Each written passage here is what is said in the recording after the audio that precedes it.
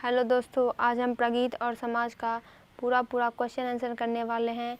इसके एग्ज़ाम में आने की पूरी संभावना है। प्रगीत और समाज नामवर सिंह के द्वारा लिखी गई है। आचार्य रामचंद्र शुक्ल के काव्य आदर्श क्या थे, यानी रामचंद्र शुक्ल जो काव्य की रचना करते थे उनके आदर्श क्या थे, उनके आइडल क्या थे, प्रिंसिपल क्या थे। तो आचार्य रामचंद्र शुक्ल के काव्य सिद्धांत के आदर्श प्रबंध काव्य थे। प्रबंध काव्य में मानव जीवन का एक पूर्ण दृश्य होता है।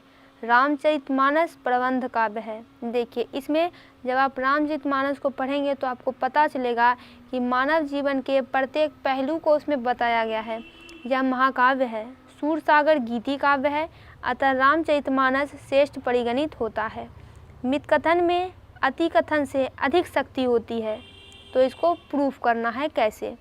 मितकथन का मतलब है संक्षिप्त कथन और अति कथन का अर्थ है सविस्तार कथन।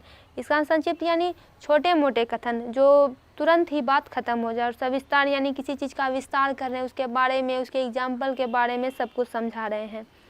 इधर की कविताएं मितकथन का ही सहारा ले रही है। मितकथन यानी संक्षिप्त, यानी मीनिंग उसकी बहुत ही गहरी होती है लेकिन छोटी बातें ही कही जाती है। मितकथन वाली कविताएं हाथ की गर्म और सुंदर होती है। अति कथन के पाठक कम मिलते हैं, लोगों के पास समय का अभाव हो गया है। अति कथन में बहुत ही लंबी चौड़ी व्याख्या की जाती है, तो उसके जो पाठक हैं कम हो गए, क्योंकि इतना लंबा चौड़ा कौन पढ़ेगा। छोटी सी कविताएं पढ़ लेते हैं, उनमें संदेश भी बड़ा दिया हुआ रहता है और लोगों के पास समय का भी अभाव है। प्रगीत को आप किस रूप में परिभाषित करेंगे, इसके बारे में क्या धारणा प्रचलित रही है। तो सुख दुख की आवेशमयी अवस्था विशेष को गिने चुने शब्दों में स्वर साधना के उपयुक्त अभिव्यक्ति देना ही गीत है, प्रगीत है। ये आत्मपरक प्रगीत यथार्थ को परिध्वनित करते हैं, यथार्थ यानी वास्तविकता को बताते हैं। आज भी प्रगीत के रूप में प्रायः उसकी कविता को स्वीकार किया जाता है जो नितांत व्यक्तित्व और आत्मपरक हो। कविता में जब प्रगीतात्मकता सीमित हुई तो दूसरों में प्रगीतात्मकता के कुछ नए आयाम विकसित हुए। प्रगीतात्मकता का आरंभ वहीं है जहां कवि समाज के विरुद्ध खड़ा होता है। हिंदी की आधुनिक कविता की क्या विशेषताएं आलोचक ने बताई है। तो आधुनिक हिंदी कविता पर समाज का दबाव है। वह अंतर विरोधों और विडंबनाओं से दूर हटकर प्रगतिशील और सामाजिक हो गई है। मुक्तिबोध, नागार्जुन, त्रिलोचन, अरुण कमल आधुनिक हिंदी कविता के श्रेष्ठ कवि हैं। हिंदी कविता के इतिहास में प्रगीतों का क्या स्थान है, उदाहरण स्पष्ट कीजिए, यानी उदाहरण के साथ बताइए। तो हिंदी में प्रबंध काव्य को श्रेष्ठ और गीति काव्य को द्वितीय स्थान दिया गया है। कितनी बड़ी विडंबना है कि जिस साहित्य में काव्योत्कर्ष के मानदंड प्रबंध काव्यों के आधार पर बने हो और जहाँ प्रबंध काव्य को ही व्यापक जीवन के प्रतिबंध के रूप में स्वीकार किया गया हो, उसकी कविता का इतिहास मुख्यतः प्रगीत मुक्तकों का है। यही नहीं बल्कि गीतों ने ही जनमानस को बदलने में क्रांतिकारी भूमिका अदा की है।